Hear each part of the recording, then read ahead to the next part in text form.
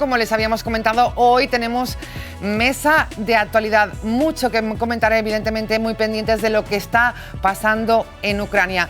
Les presento, está con nosotros, es comunicador y articulista, Amadeu Sanchis. Buenas tardes. Hola, buenas tardes, ¿qué tal? Y gracias por estar con nosotros. Máxima preocupación con la mirada puesta en Ucrania.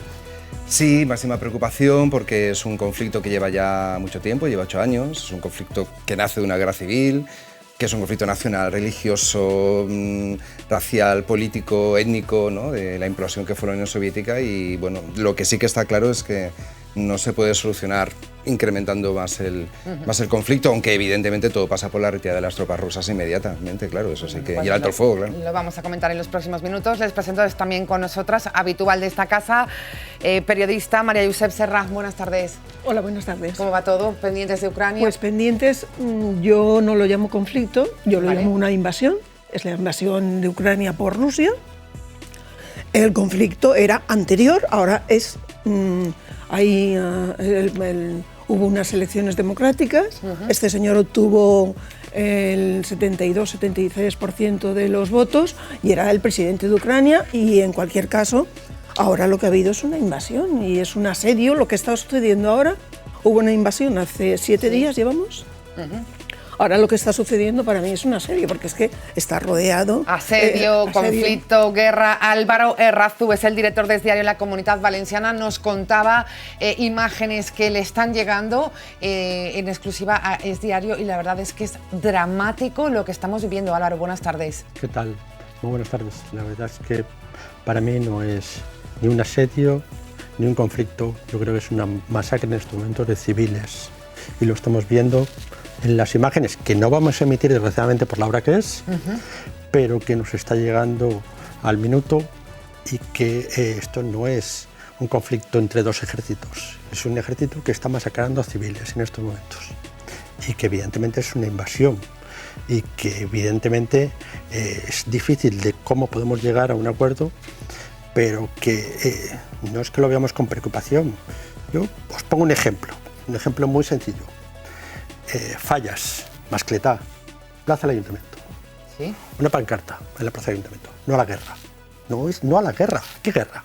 Aquí no hay una guerra, aquí hay una invasión.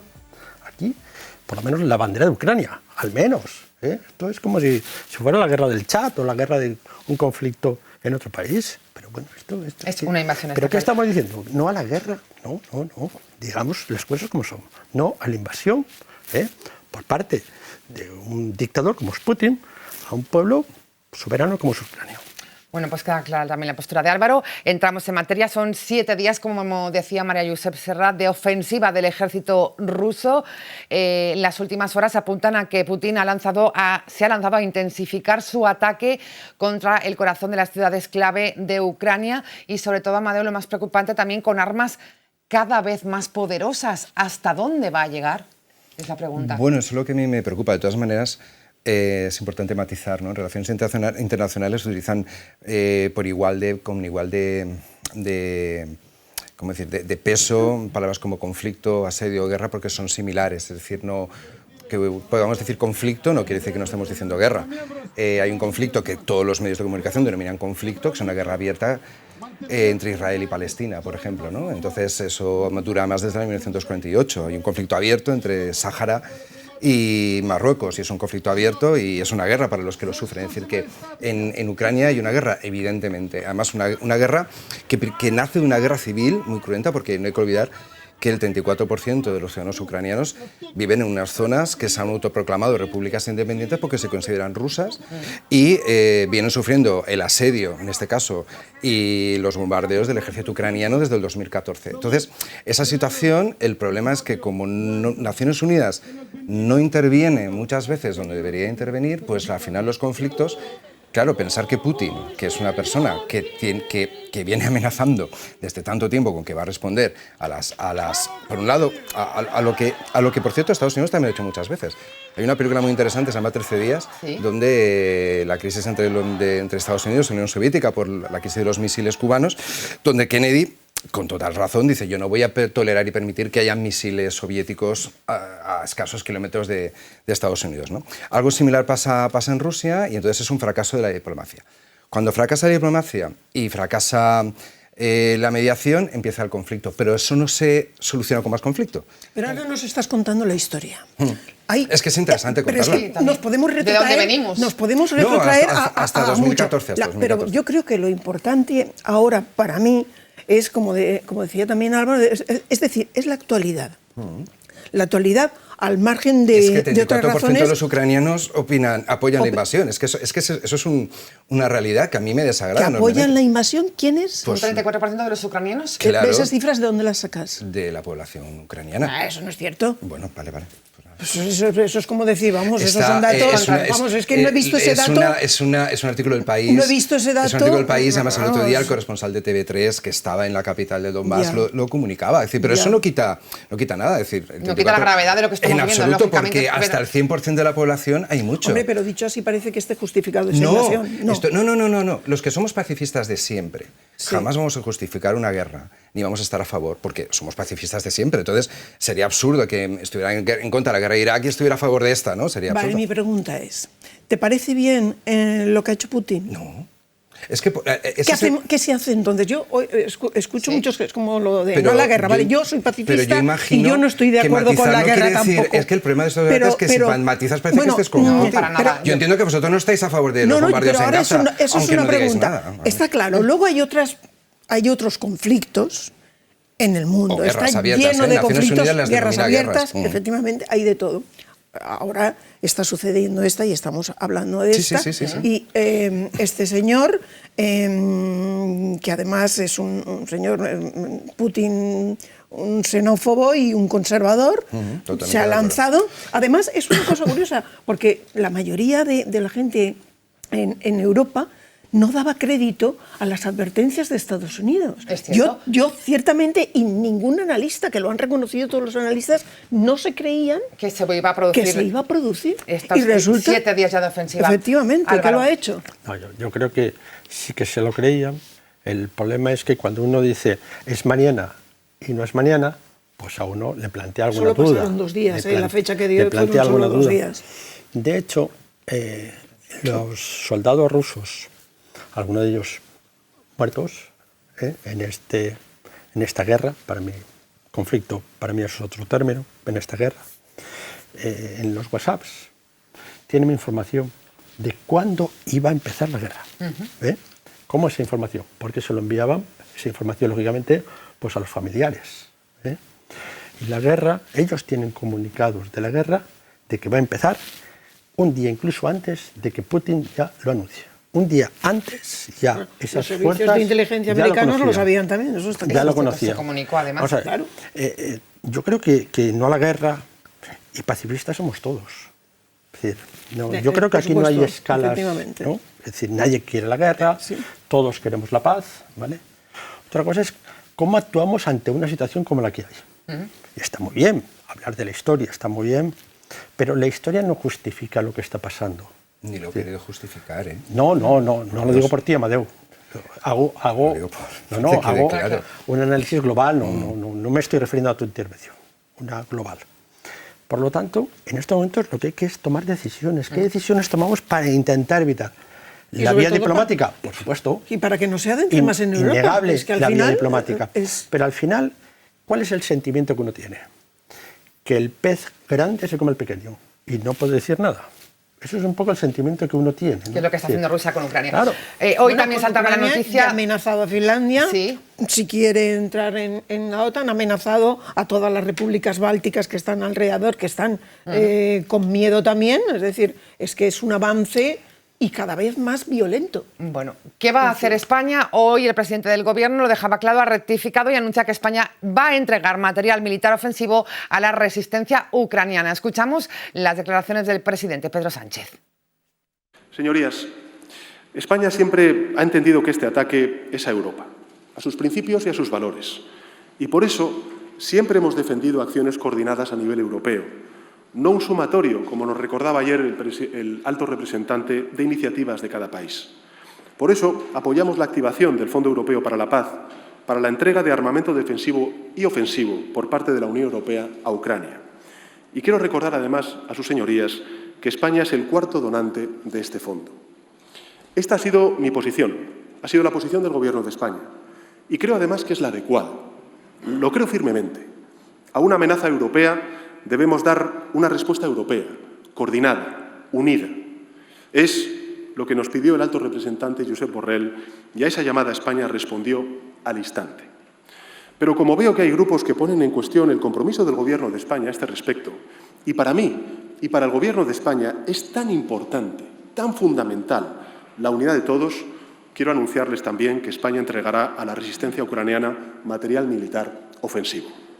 Pero no nos equivoquemos, señorías. Hoy el no a la guerra de Irak es el no a la guerra de Putin. ¿Es acertada la decisión del Gobierno de España? Podemos ya ha dicho que la rechaza, no está de acuerdo, y la decisión tensa el Gobierno, Amadeu, su postura al respecto. A mí no me parece mal si va acompañada de una vía diplomática. A mí lo que me preocupa de este conflicto, como de cualquier, cuando digo conflicto, entiendo de guerra, ¿vale?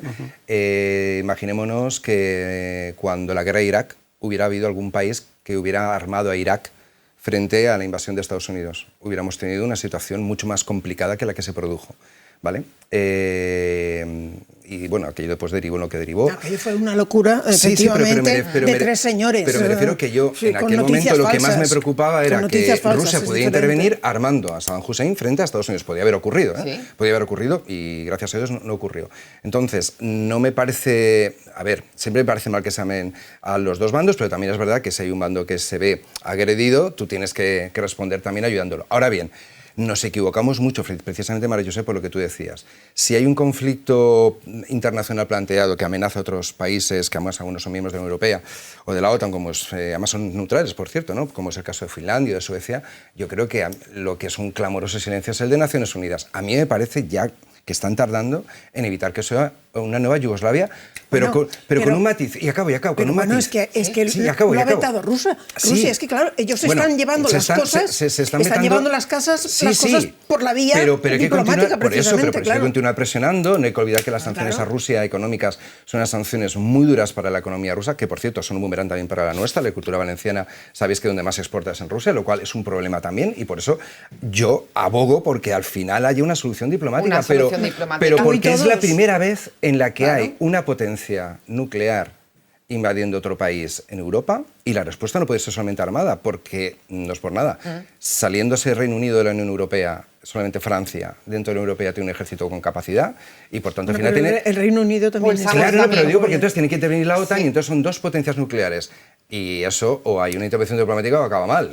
Es lo que quiero María decir. José, Álvaro, la decisión de Pedro Sánchez, que ha comunicado del Gobierno de España de apoyar material militar ofensivo a Ucrania. A mí me parece acertada bien. La decisión. Yo considero que es acertada, pero ante todo, lo que considero es, yo soy partidaria de la paz, no soy partidaria de la guerra, y soy partidaria, ante todo, de todas las acciones diplomáticas posibles para evitar que el conflicto siga adelante. Intentar que estos señores, cuando se sientan a negociar la paz, caray, que hagan un alto el cierre, un alto el fuego, como les pide la ONU, como les pide la OTAN, como les pide Macron, como les pide todo Dios. Y se sentaron y no hicieron alto el fuego. Fue peor todavía. Claro, falta actuación por parte diplomática, lo primero por parte de la ONU, como decía Amadeu.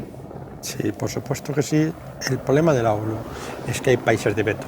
Y en este momento, obviamente, es el que está atacando. Rusia es un país de veto, por lo tanto ya estamos en un callejón sin salida. Pues son todas potencias nucleares, todas las que tienen. Yo creo que Pedro Sánchez ha actuado como un hombre de Estado. Yo creo que ha acertado. No podemos estar al margen de decisiones de otros países europeos. Más allá de que nuestro peso internacional es pequeño.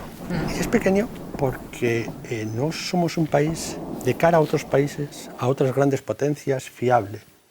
Si tenemos una pata de nuestro gobierno que no está por esa labor, lógicamente España no es un país que tenga peso, porque además, evidentemente, hay una serie de ministros que desconfían o no están de acuerdo con esa serie de decisiones que no pasa en Alemania, que no pasa en Francia, que no pasa en una serie de potencias, donde evidentemente pues el gobierno está unido. Aquí lo hemos visto hoy. El discurso de Johnson hoy, que será criticado por otros temas. Hay que matizar que las declaraciones de Yolanda Díaz han sido de apoyo total. De apoyo total, lo digo un poco porque se ha provocado un conflicto interno, pero lo digo porque hay un apoyo. Lo que pasa es que probablemente el matiz, a ver, hay una frase que yo desde niño siempre odié, que era, si quieres la paz, prepárate para la guerra. Es una cosa que a mí me enseñó, entre otras cosas, a ser objetor de conciencia y negarme ir al servicio militar y demás, ¿no? Cuando era obligatorio.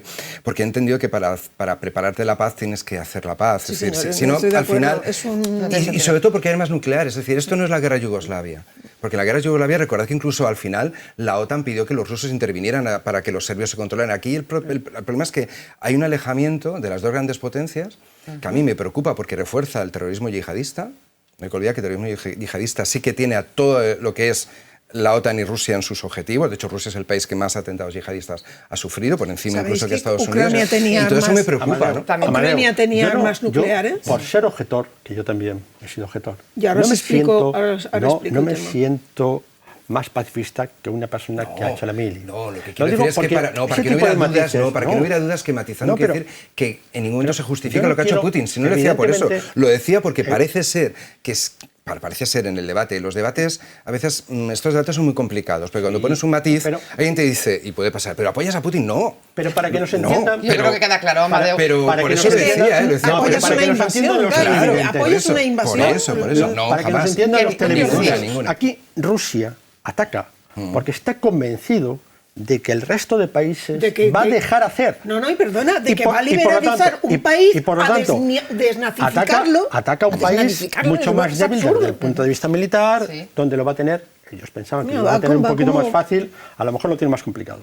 Cuando el resto de países No, desde luego no se esperaba ponen la de cara, resistencia pero que está teniendo. más allá de la declaración, de la vía diplomática, bueno, la vía diplomática sí, Que ha pero fallado, ha si sido un fracaso. uno está negociando, está hablando y de repente dice invado, ¿qué vía diplomática No tiene ningún sentido. acepta? Aclaramos lo de las armas nucleares que decía María Debes de José. retomarla, debes de Pasamos de retomarla. tema. Debes de retomarla, Además sí. fue el día de que la ONU estaba interviniendo su embajador, que se quedó allí a cuadros. Pero es que no solo ha pasado eso, es lo que yo comentaba. Ha pasado también que se sienten a negociar y no hagan en alto el fuego como les pide todo el mundo. Es que es absurdo. Una cosa que quería comentar, además, Sí, es muy que breve, eso he porque leído, tenemos que cambiar. Ucrania Sí. tenía armas nucleares también Sí. y firmó un tratado con la URSS, con Rusia, disculpa, con Cuando Rusia, estaba con Yeltsin. el Reino Unido y creo que el otro era Estados Unidos. efectivamente, para quitar esas armas y que ellos, Pasaban a Rusia. tuvieran, De hecho, pasaban a efectivamente, Rusia. fueran Al control ruso, protegidos, sí, sí. es decir, tuviera la protección de esos países. Oye, y dices, coñons, dices, es el colmo. Bueno, Y pues resulta que así Bielorrusia, están. claro, Pero No mejor, ha cumplido pues, ese acabará los tratado. tiros. 7 días pero de los ofensiva. tiene Ya. Bielorrusia Pero por también. eso, 7 días de que son ofensiva de locos. ejército. Vamos a estar muy pendientes de todo lo que ocurra y sobre todo de las consecuencias también de lo que puede pasar en los próximos días. Seguiríamos hablando, pero el tiempo no nos da para más y no queremos dejar de lado la crisis del Partido Popular, cómo va a afectar también esta crisis a la Comunitat Valenciana. Vamos a escuchar las declaraciones de Pablo Casado en lo que ha sido su despedida en el Congreso. Queridos compañeros, el PP pertenece a sus afiliados, pero también es patrimonio de todos los españoles. Por eso lamento todo lo que haya hecho mal y la situación que han sufrido durante esta semana nuestros militantes y votantes. Y también siento, tengo que decirlo, la reacción que he tenido que sufrir, que es inédita en nuestra historia democrática y que creo sinceramente que no merezco, ni merecería ninguno de vosotros. A pesar de todo, cada día al frente del partido ha sido un honor. He sido muy feliz representando a esta gran organización, porque creo que haciéndolo estaba prestando el mejor servicio a España. Bueno, nos daría para muchos programas el capítulo de la crisis del Partido Popular. Por resumir, Álvaro Razu, ¿qué le pareció la despedida de Pablo Casado? Asume el momento, pero también dio algún que otro zasca, ¿no? Sí, pero es una despedida triste, ¿no? Es decir, es un dirigente que salió elegida por las bases y que se tiene que ir por la puerta de atrás, ¿no? Y se tiene que ir por la puerta de atrás, yo creo que por errores que ha cometido. Y yo creo que el grave error es cuando uno no cree en sus dirigentes, los pone en duda, como los ha puesto en duda, lanza la sospecha sin tener pruebas, pues yo creo que eso es muy, muy, muy complicado. Es decir, el Partido Popular ha pasado situaciones gravísimas y la gestión es más que cuestionable. Por lo tanto, él ya tenía una lección en teoría aprendida de lo que había pasado. Entonces, apoyado por un secretario general que supuestamente pues, influía mucho en él, Casado, y luego se mete, y permitirme esta vez con comillas la palabra guerra, una guerra interna contra una dirigente a la que la acusa directamente, pero directamente, de ser una choriza. Claro, si tú no tienes las pruebas, evidentemente... Grave error. Y al día siguiente dices, no, con lo que me, con lo que me han mostrado, si las tienen, está en la fiscalía, con lo que me ha mostrado principio. es suficiente, no te queda otra puerta que la puerta de salida. Pero bueno, esta Tuya guerra y entre de tu equipo. Ayuso y Pablo Casado venía desde atrás. Lo que nos esperábamos era este final rocambolesco, ¿no? Pero venía desde atrás, y quiero matizar, por este tema, pero que se complica más cuando tus propios compañeros te están espiando. Esto ya es el colmo. Es decir, en realidad, el tema no es el que un hermano haya cobrado para hacer unas gestiones o no, de que haya tráfico de influencia o no. El tema es que tus compañeros te espían, porque no se fían de ti. Eso es, la lectura que hace Yo María creo que la Luisa Serra. oposición es muy dura. Lo fue para el PSOE y lo vimos. Un presidente que ahora tenemos se fue, lo tiraron y volvió, afortunadamente. No creo que sea el caso de Casado, creo que lo tiene más crudo, pero sobre todo por su forma de ser. Y ahora el PP está pasando, ya estaba en una crisis que se saldó con Casado y ahora está, bueno, según nuestro valenciano que está de coordinador Esteban González Pons. del tema, esto no es una refundación, es una reunificación. Reunificación, Ya es veremos cierto. en qué queda todo, no lo sé. Él dijo Este es el tema. reinicio, reseteo. Reinicio, pues Lo que reinicio. nosotros utilizamos resetear Pues eso, en el ordenador. reiniciar. No es una refundación, es un reinicio. Amadeo, ¿cómo Pues ha visto bueno. la caída de Pablo Casado? Pues bueno, te tengo que confesar que, claro, al final he empatizado con él, porque... ¿Quién te lo iba a decir, Amadeo? En cierta manera, sí, porque claro, como ves, sobre todo porque sin entrar más en profundidad, porque creo que los compañeros lo han descrito perfectamente, no hay que olvidar que buena parte del grupo parlamentario que lo aplaude es el que lo apuñala el día anterior. Yo hay cosas que no acabo de entender como... Pero tú lo conoces bien. Sí, pero él los ha puesto. También por tu partido, lo digo. Sí, ¿eh? sí, estoy hablando por mí, no sé, yo cuando me digo empatizar era por lo que me ha podido Lo sé, suceder a lo mí sé. y otros muchos compañeros, pero me refiero que cuando él hace el discurso, la pregunta a Pedro Sánchez la semana pasada y solamente bajan 3 diputados, Sí, es verdad. dices, es que todos los demás han sido elegidos. Uno de ellos es y el son periodista, claro, Federico. no deja de ser curioso porque lo normal es que esto hubiera abierto una guerra civil en el PP. Es decir, que hubiera habido dos bandos, pero no ha habido dos bandos. Lo dejaron Todo solo totalmente. Claro, y es lo que a mí me Bueno, sorprende. Eso duele, Pero porque es que- es muy Pero- típico pero en algo política pasa, que también. realmente hay El PP, bandos, pero que te quedes tan... pero que el fíjate- secretario general, perdón, el presidente, Sí. se quede tan solamente aislado, me reconoceréis. Pero mira que el no es PP muy de la común. Comunidad Valenciana. ¿Tan solo? No es común. ¿Tan El PP, solo? el PP de la Comunidad Valenciana, Amazon, el día anterior dice En Twitter, que está con Casado y al día siguiente, en el momento ya todo el mundo, todos los Pero varones, uno- enseguida se puso María José, también. María José, Pues eso es así. Uno se casa Sí, pero y que se no- separa. pero que no tengas a O nadie. se divorcia A con una nadie. facilidad tremenda. Bueno, los varones A se ver, fueron escuchamos todos. a, escuchamos a Álvaro. En la vida real uno se casa, se separa, se divorcia con facilidad. En la vida política todavía con mucha más facilidad. Porque une una cuestión, que es el poder. Entonces, cuando uno ve que ya no tiene poder, que es el caso se van todos, claro. Qué triste. del diputado Pablo Casado, pues evidentemente que se va. Hay que Pero- recordar que además quien ganó las primarias fue Soraya Sáenz de Santa María, pero pues en el Congreso, recordad, se produce la alianza Casado-Cospedal y eso le da el poder a Casado. Probablemente se queda solo porque realmente los apoyos no eran suyos reales. Porque la Puede crisis ser. no se había Y salido. porque las venganzas políticas se sirven a Igual plato Álvaro frío, sabe yo más. creo, No, Álvaro, también. una mala gestión de un conflicto.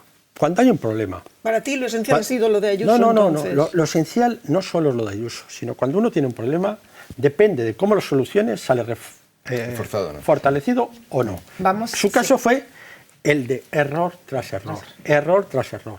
Y al final llegó que cuando fue a abrir la puerta, había una pared. No le quedaba otra tenía salida, yo creo que se metió él mismo solo en un No, y túnel sin Egeas salida. había creado muchos enemigos. Entre ¿Cómo va a todas ser la las transición de comunidades. Casado a Feijóo? Vamos a escuchar sus declaraciones porque hoy ya ha hecho oficial lo que todos sabían, su candidatura a la presidencia del Partido Popular.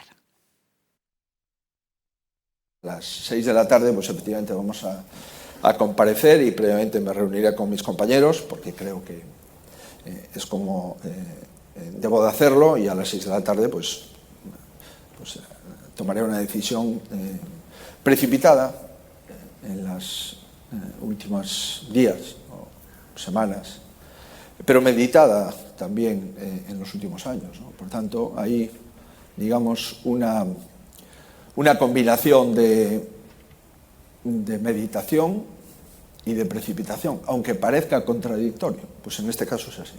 Es una decisión meditada que nunca pensé que iba a tener que tomar, pero la precipitación de los acontecimientos en las últimas semanas pues, me obliga a adoptar una decisión que le puedo asegurar que ni ha sido buscada ni ha sido ambicionada. Lo que pasa es que hay momentos en la vida en los que uno tiene que tomar decisiones y cuando solo tiene una, tómala y tómala rápido. En España es perfectamente posible que un presidente de una comunidad sea presidente de un partido. Una rápida valoración del sucesor de Pablo Casado, Álvaro Errázuriz. En realidad, Feijóo era el candidato en las primarias siempre y cuando hubiera habido un acuerdo del partido para que él hubiera sido el candidato único. Él no quiso enfrentarse a otro candidato. Entonces, en realidad es como si este plato que ya existía, pues ha tenido que aplazarse, enfriarse y ahora ha llegado de nuevo, ¿no? Feijóo tiene un carácter, pues lo hemos visto, moderado. Muy gallego. Muy gallego, nos está diciendo que esto le viene precipitado. No, vamos a ver, esto es lo que él quería desde hace muchos años y ahora es el momento oportuno y propicio. Es más, como tú aludías a un valenciano antes, que es el presidente del comité organizador de ese congreso extraordinario de Sevilla, ya salió publicado en su día que Esteban González Pons era el secretario general previsto por el señor Feijóo. Y así será. Ahora veremos. Sí, ahora ya no lo sé. Yo tengo mis dudas respecto. Yo creo que evidentemente, estar en Europa está bien, tiene una serie de prebendas y de proyección internacional, pero sí, claro, pero bueno, es posible que tenga haya acabado su etapa en Europa. Veremos. Posible. María Josep. Sí, efectivamente, yo creo que es posible, además tenía ganas y desde luego lo que no le entusiasmaba era ser candidato por Valencia como le ofrecían aquí en su día, ¿no? Respecto a Feijóo... Hace 3 años, lo digo porque hace 3 años reunió a una serie de periodistas, hace 3 años, que cumplió el mes pasado, reunió González Pons a una serie de periodistas para decir que no quería ser el candidato a la alcaldía. Claro, por eso, claro. Como muy breve, que estamos casi fuera de tiempo. Pasaba de esas minucias y de ese follón y además sabía que no iba a salir, porque tal y como estaba el PP en esos momentos, respecto a Feijóo, bueno, pues lo que Feijóo quería, allí en su Galicia tranquila, que lleva ganando muchas mayorías absolutas, pero también las ganaba Camps aquí, no hay que olvidarlo. Allí, claro, lo que quería es presentarse sin ningún rival. Totalmente. Por eso se negó la otra vez y ahora dice que le ha costado de decidirse. ¿Por qué? Porque hasta que no ha tenido claro que no va a enfrentarse a ningún... Es decir, no va a haber primarias. Se ha visto obligado también, yo creo que por la situación, Amadeu, tu opinión sobre Yo creo que Feijóo tiene una papeleta complicada. Recordemos que la Comunidad de Galicia es la única que no tiene a Vox en el Parlamento Autonómico, gracias precisamente al tono moderado y discurso de centro-derecha que Feijóo lleva adelante. Pero eso en la escena estatal se complica mucho. Totalmente. Y él, claro, no puede perder el voto moderado radicalizándose mucho contra el gobierno o contra partidos políticos de izquierdas, pero por otro lado, claro, tendrá que ver cómo no sigue perdiendo votos hacia la derecha más ultra. Entonces, eso va a ser complicado para un señor con Feijóo, pero los gallegos siempre salen bien parados. Bueno, pues veremos qué pasa con el nuevo presidente del Partido Popular, Feijóo. Todo un lujo teneros cerca. Álvaro Errázuriz, María Josep Serra, Amadeu Sanchis, gracias por vuestro análisis. Nos vemos pronto, cuidaros. Nos vemos pronto y yo sí que me gustaría decir solo una cuestión muy rápido, el tema de los refugiados.